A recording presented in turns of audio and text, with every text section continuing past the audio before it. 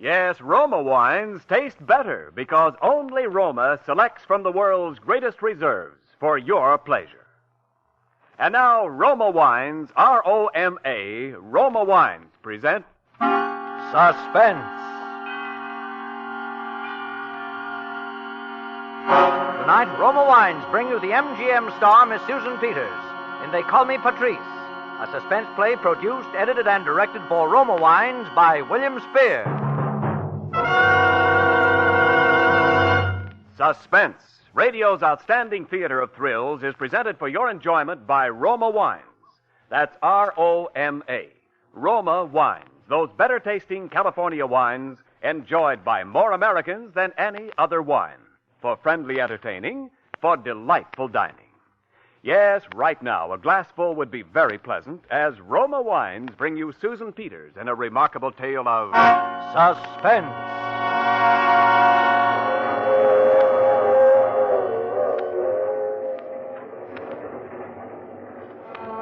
It was on the train that I first met Patrice. It was all over and done with. I was on my way back to San Francisco. Not that I cared much just then where I was going. At least I had friends in San Francisco, and it would be easier there as long as I had to start out from scratch again anyway. She was one of those friendly, trusting, wide-eyed girls who give you their life history at the drop of a hat. Besides, she was happy. She wanted to talk. She was a bride. My, that was a good dinner. Do you think I'll ever be able to cook a meal like that, Hugh? You can't do better than that. It's the divorce courts for you, young lady. Why, Mr. Hazard, I thought it was a wonderful dinner. And thank you. Oh, forget it. Nice to have you with us. Hugh, I think I'll step into the ladies' lounge here and do a little primping. I always feel so messy on these trains. Okay, I'll meet you back and I'll see. Want to come with me, Helen? All right, yes. Well, tomorrow when we arrive, the worst will be over. Hugh says I'm silly, but I can't help being nervous. Nervous? About meeting his people. His brother and his mother, that is. His dad is dead. They're terribly wealthy, I guess. I suppose I'm a snob. That shouldn't make any difference, should it? It's nice, though. But they'll like you, don't you worry. But sometimes I'm afraid they'll expect that nothing less than a raving beauty is good enough for their Hugh. And I know I'm not that. Don't they even know what you look like? Not even a picture. Isn't that awful? But you see, we were married in Europe. We were both working for UNRWA, and then we had a chance to get a boat back home the next day. And all we had time to do was send them a cable. And now I'm scared to death. Does your own family live in California? I don't have any family. Oh, I'm sorry. Oh, that's all right. It was a long time ago. Oh, would you mind holding my ring while I wash? I have such a horror of losing it. It slipped down a drain in Paris once, and they had to take the whole pipe out to get it back. Oh, it's a lovely ring. Isn't it? I told Hugh he shouldn't spend so much money on a ring, but you know how men are sometimes. See what it says on the inside? Hugh and Patrice. That's nice. Try it on if you want to. Isn't it supposed to be bad luck? I mean to take your ring off. Bad luck? I couldn't have any bad luck. Oh, my, this road is rough.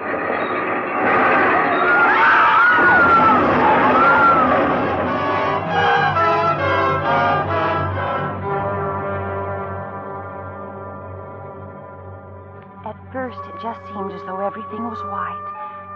White ceiling and white porcelain things around me. The white uniform bending over me, the white coverlet on the bed. And my hands lying there, pale and white, too. And then I saw a ring on the third finger of my left hand. I brought it up before my eyes. Things began to come back then. Well, how are you feeling now? How long have I been here? Almost 2 days. What happened? What happened to? To who? There was another girl. I was talking to another girl, and then... Is she all right? Did you know her very well? Just on the train. Is she all right? No. She's dead? Yes. Oh. Is there anyone else you want to ask about? What happened to... To him? Yes. You're going to have to be a very brave girl. Can you be? Yes. Your husband wasn't saved either, Patrice.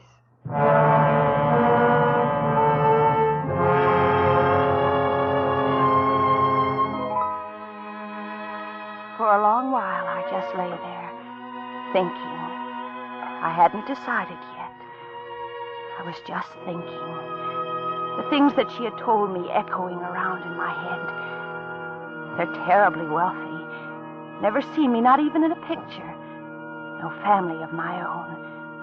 They're terribly wealthy. Terribly wealthy. The next afternoon, the nurse came in with a big bunch of flowers. Well, we're looking lots better today. I feel better. Where did those come from? Do you think you feel well enough to have visitors? Visitors? Of course, you don't have to. Who? Can't you guess, honey? Oh, but I don't think that Oh, now, honey, it'll do you a world of good. Well, I'm frightened. Frightened? But I've never seen them before. You haven't? Well, I declare. Now, don't you worry one little bit, honey. They're just the nicest folks you'd ever meet anywhere. I know they think an awful lot of you. Do they? I'll bring them in. Mrs. Hazard, you can come in now. Yes. Only just a minute or two, though. Yes, I understand. Patrice, I'm Hugh's mother. How do you do? And this is my other son, Bill. Hello, Patrice. Hello. My dear, you know we can only stay a minute. But I don't want to talk about anything that's painful to you. It's all right. I just want you to know that your loss, our loss, is something I hope we can overcome together. We both feel that, Patrice. Thank you. Now, as soon as you're well, in a few days, we're going to take you home with us to Caulfield. And we want you to know that our home will be your home. Always. Oh, I don't see how... Now, you let us do the planning for a while, Patrice. I'm afraid you're not in very good shape for it just yet. Patrice, from everything we both know of Hugh, we know he'd want it that way, don't we? It's hard to lose a son, as it was hard for you to lose your mother. I know. But it'll be easier now that I have a daughter, and you have a mother. Do you see? I don't know what to say, Mrs. Hazard. Not Mrs. Hazard, dear. From now on, it's Mother. You see, Come on, my dear. Say it. Yes. Mother.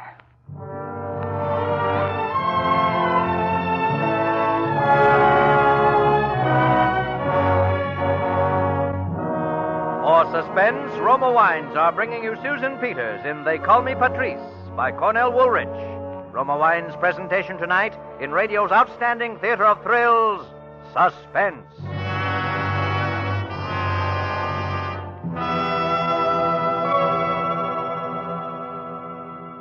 Between the acts of Suspense, this is Ken Niles for Roma Wines. 10 more shopping days till Christmas. And if your shopping isn't done, why not solve both your gift-giving and entertaining problems this easy, gracious way? Buy an assorted case of Grand Estate wines. Use several bottles for gifts of outstanding distinction. Use the remaining Grand Estate wines to serve your every holiday, dining, and entertaining need. Grand Estate wines, the crowning achievement of vintner skill, are presented by Roma, America's greatest winemaker. You can give or serve Grand Estate wines proudly to anyone.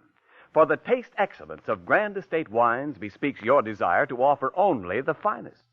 Distinguish your Christmas giving and hospitality with all 5 Grand Estate California wines. For gracious entertaining, medium sherry, ruby port, and golden muscatel. For distinctive dining, Burgundy and Sauterne. This year, say Merry Christmas smartly with Grand Estate wines. And now Roma Wines bring back to our Hollywood soundstage Susan Peters in They Call Me Patrice, a tale well calculated to keep you in suspense.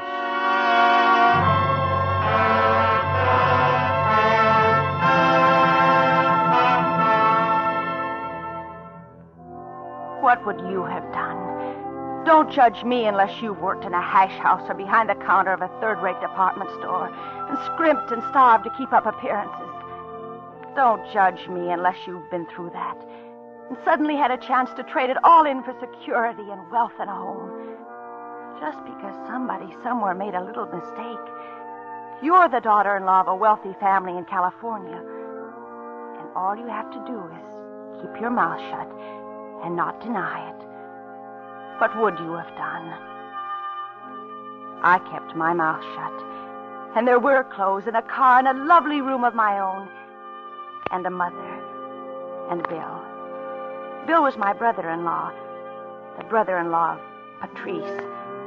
Because I wasn't Helen Georgeson anymore.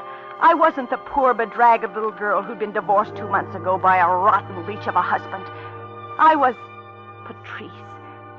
For 2 months. And then everything seemed to happen at once.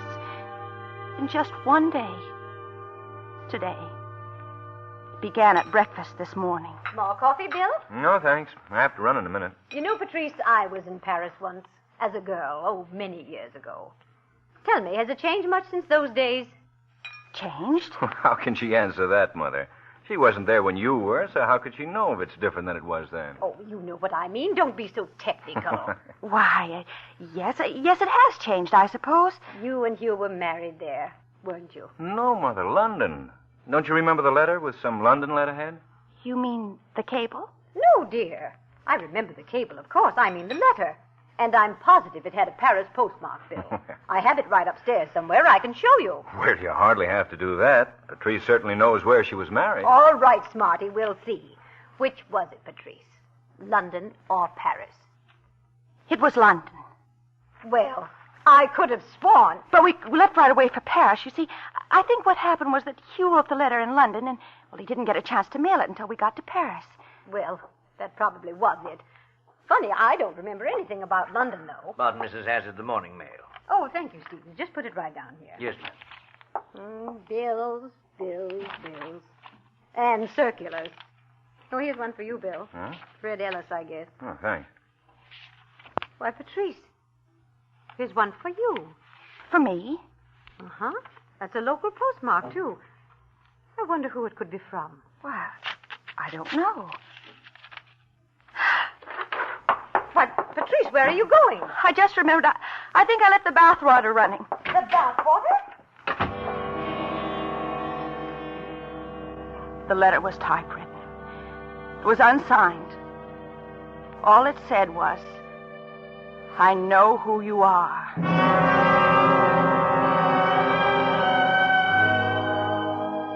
It was in the afternoon that I got the phone call. And the hours in between were almost worse than anything else that's happened. Wondering who it was who knew who I was. It was just by luck that I was downstairs when it rang. Hello? I'd like to speak to Mrs. Hazard, please. The younger Mrs. Hazard. This is she. Oh. Hello, Helen. This is Steve. Steve. Well, I'm glad at least that you remember me. I was afraid that, under the circumstances, you might have forgotten. What do you want? I want to see you. You know that can't be. Oh, but I must. I want to hear all about it. The train wreck and everything. It can't be done. Now, Helen, I simply won't take no for an answer. You'll drive out of town along the lake road, and about 5 miles out on the left, you'll see a little bungalow with a green coupe standing out in front of it. I'll be waiting. Look, Steve. Helen, for your own good, I think you'd better come. In fact, I know you'd better come.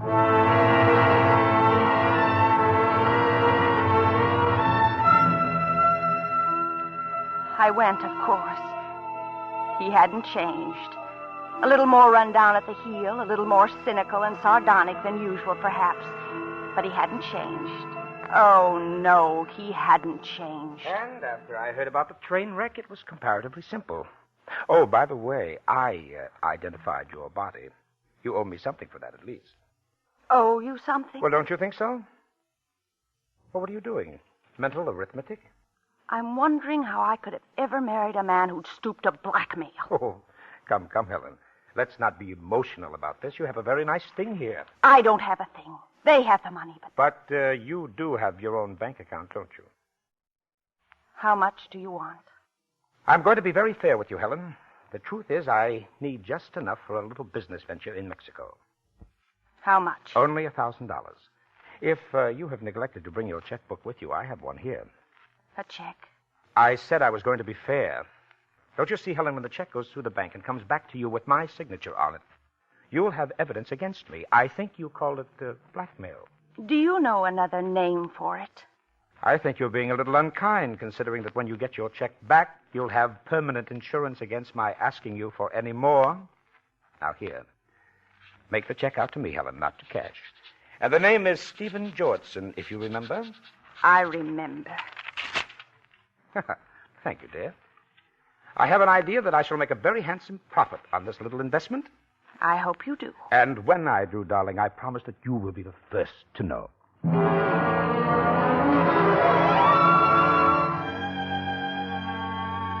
That should have been enough. Enough for one day. But I might have known that it wouldn't be. I might have known if I'd stopped to think that I was only getting in deeper and deeper. There was a strange car in front of the house when I got back. I tried to come in quietly for fear someone would ask where I'd been. The family was in the library, and they couldn't help but see me. Patrice? Yes, Mother? Won't you come in a minute, my dear? Patrice, do you know Mr. Winthrop? I don't believe I do. Mr. Winthrop is our attorney. How do you do? Sit down, Patrice. Join the party. Yes, dear, we want you to hear this. It concerns you. Well, I think I've just about done my part. The rest of it is up to you two now. All right. Shall I sign now? Well, I think you'd better tell Patrice first.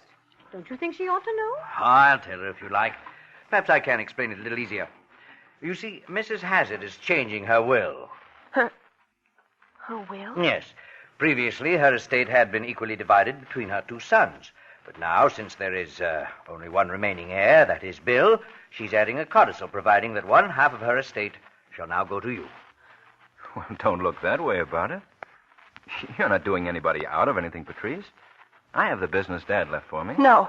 No, you mustn't do it. It was Bill's own suggestion, my dear. I don't want any part of it. Oh, don't you see? She feels that way on account of Hugh. Oh, I know, Mother, but Patrice. You better go after her and try to talk. All right, Patrice. Wait a minute. Listen to me. Patrice, what in the world? You and Mother have been so wonderful to me. Well, why not? You're one of the family now. I don't deserve it, that's all. Listen, Patrice. There's something I want to tell you. Very seriously. I'll admit that at first I wondered if your coming to us, if the money had anything to do with it. I wondered about one or two other little things, but now I know. Because I know you, Patrice. And changing the will won't really make any difference now, because I... No. No, wait, Bill. Don't. You know, don't you? Bill, please not yet. This isn't the time. I know it hasn't been very long, but I've got to tell you. Now, I love you, Patrice. And I want you to marry me. Oh, Bill. Is it as bad as all that? I know I didn't say it right. But I see you every day, Patrice. I'm with you every day. Why couldn't you just have given me a few more days? Well, then, there is some hope, Patrice. I don't know. Patrice, is it the past? Oh, no, I've never really been in love. I've got to go now, Bill. Are you afraid I'll kiss you? I'm afraid I'll want you to.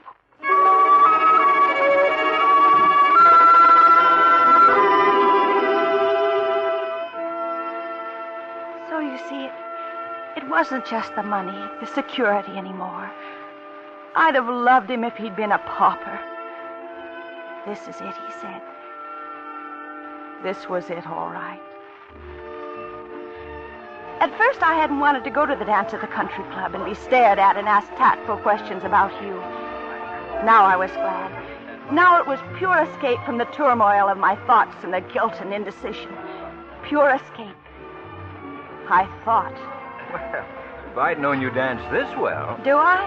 Hasn't anybody ever told you that before? Not really. Well, then I'll continue. That you're by far the most beautiful girl here. Am I? Oh, you know quite well you're perfectly aware of all this. And if you weren't, one look at that stag line would tell you. Patrice, what's the matter?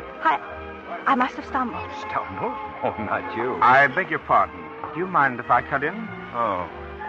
Mrs. Hazard, Mr. Georgeson. Oh, this is a very great pleasure, Mrs. Hazard. Bill, I'll see you later. Right, Patrice. What are you doing here? Oh, I've been moving in quite the best circles, didn't you know, dear? You shouldn't be dancing with me. Why not? You know why not. It's not safe. Is there anything that is for someone in your position? Leave me alone, can't you? I want to talk to you about that. No, not here. Yes, I guess you're right. Come on, let's go out on the veranda. What I have to say won't take very long, dear.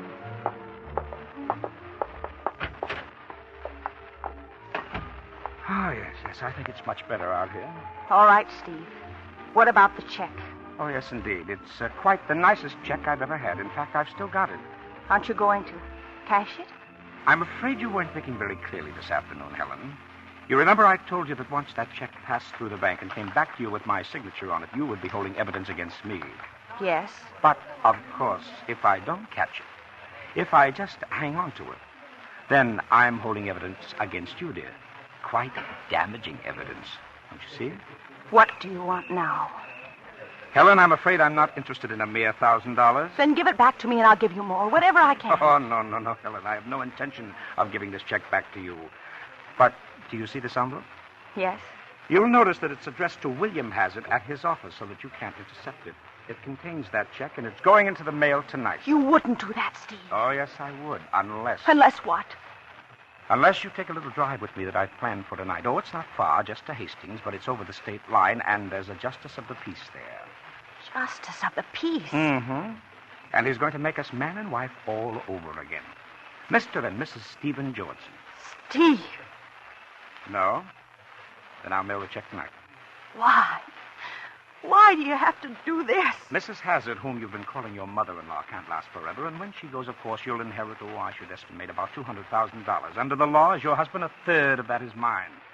And for that kind of money, darling, I can afford to wait. How could you? How could you? You're the bride. I'll let you choose the time, but it must be tonight. Oh, Steve, there must be some way. There isn't. It's tonight or I mail the check. All right. But late. It's got to be late. I see your point. 3 o'clock. All right. I'll meet you at your house. 3 o'clock.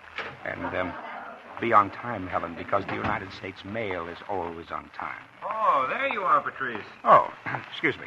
Good night, Mrs. Hazard. I've been looking for you. I wasn't too long, was I? Oh, no. Do you know that fellow, Georgeson? No, Well, I'm glad you don't. He's no good. Oh? It seems he's a professional gambler. I wasn't sure until tonight, but he's done some of our members out of quite a little money, including me. Bill, would you take me home? I'm terribly tired. Of course I will. Thanks. Patrice, Yes, Bill? have you thought about what I said this afternoon? Yes, Bill. Well? I can't give you an answer. Now. Will it be soon? Yes, Bill. Soon.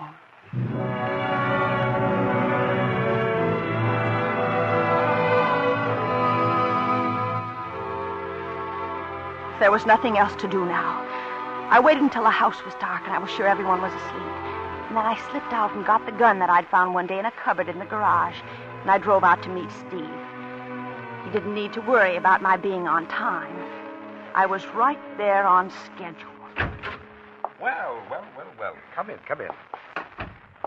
Anything you'd like to have before we start? Yes. I'd like to see the check. Why? Oh, I just want to be sure you still have it. Oh. All right. Here it is, right in my coat pocket. Helen, put down that gun. You deserve Helen. this. You deserve every bit of it.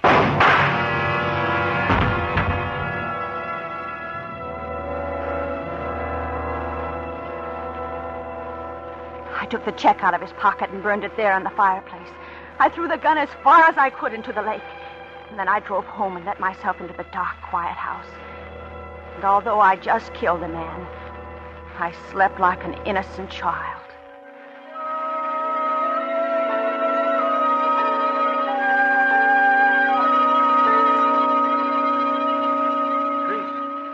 Patrice. Wake up, Patrice. Bill, what time is it? This morning. I'm sorry to wake you, but they'd only give me a few minutes. Bill, what's the matter? I've just been arrested. For murder. Murder. I just wanted you to know from me, first of all, and tell you I didn't do it. No matter how bad it looks, I didn't do it. But they know I threatened him publicly about the money he cheated me out of, and the bullets were the same as those for a German Mauser I got in the Far East. And people around town knew I had, although they haven't found the gun yet. And then they found me out there. I'd gone out to have a showdown with him. The farmer that delivers milk came in just after I got there. Bill. Who? Georgeson. Stephen Georgeson. Oh, Bill. I'm afraid you'll have to come along now, Mr. Hazard. Darling, don't worry. But you know I didn't do it, don't you? Yes, Bill. I know you didn't do it.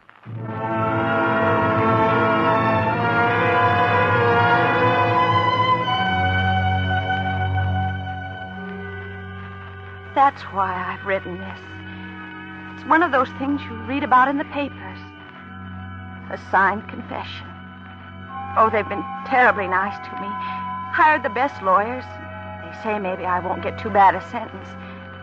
And Bill says that no matter how long it is, he'll still be waiting. But I wonder.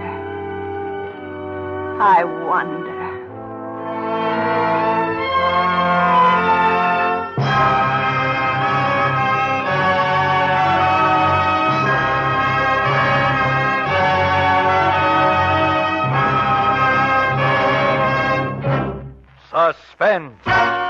Presented by Roma Wines, R-O-M-A, selected for your pleasure from the world's greatest reserves of fine wines. And now we bring back to our suspense microphone the star of tonight's play, one of Hollywood's finest young actresses, Miss Susan Peters. Thank you, Mr. Niles. I didn't know you cared. Why, Susan, you know very well that everyone on Suspense is mad about you. But with that devoted and very, husky husband of yours hanging around, I'm afraid we'll have to remain just friends. Friends it is then, Ken. And, Susan, when some of your many friends drop in, so you can entertain them in the grand manner, Roma presents you with this gift basket of Grand Estate California wines. Wonderful. Your Grand Estate wines will be just the thing for the holidays. Right, Susan. There's nothing finer than Grand Estate Medium Sherry on any occasion. And Grand Estate Ruby Port or Golden Muscatel are perfect with dessert. Delightful with nuts or cake later in the evening. And I get all those? More besides. Your Roma basket includes Grand Estate Burgundy and Sauterne. Proud wines that add dining pleasure and distinction to any meal. Yes, Susan, every Grand Estate wine is a distinguished, limited bottling by Roma, America's greatest vintner. Every Grand Estate wine is born of choicest grapes, then guided to mellow, rich perfection of taste by the unmatched skills and resources of Roma master vintners. When you serve Grand Estate wines, you enjoy the crowning achievement of vintner skill. That's good enough for me, Ken. I hear that you're going to have Joe Cotton on to be your star next Thursday on Suspense. That's right, and the play will be something rather special, we think. Next Thursday, you will hear the premiere of The Thing in the Window, the very newest thriller to come from the pen of Lucille Fletcher, who has written some of our finest suspense plays, including the one which is probably the most famous of them all, Sorry, Wrong Number. Well, that I'll certainly have to mark off as a red-letter day on my calendar next week. And now, good night. I've certainly enjoyed being with you all this evening. Well, thank you, Susan Peters. And thanks to Metro-Goldwyn-Mayer, producers of The Yearling, for arranging for you to be with us this evening. Next Thursday, same time, you will hear Mr. Joseph Cotton as star of Suspense.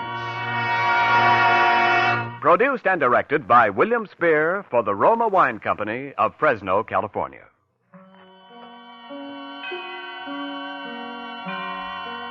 In the coming weeks, Suspense will present such stars as Olivia de Havilland, Lily Palmer, Mark Stevens, and others. Make it a point to listen each Thursday to Suspense, radio's outstanding theater of thrills.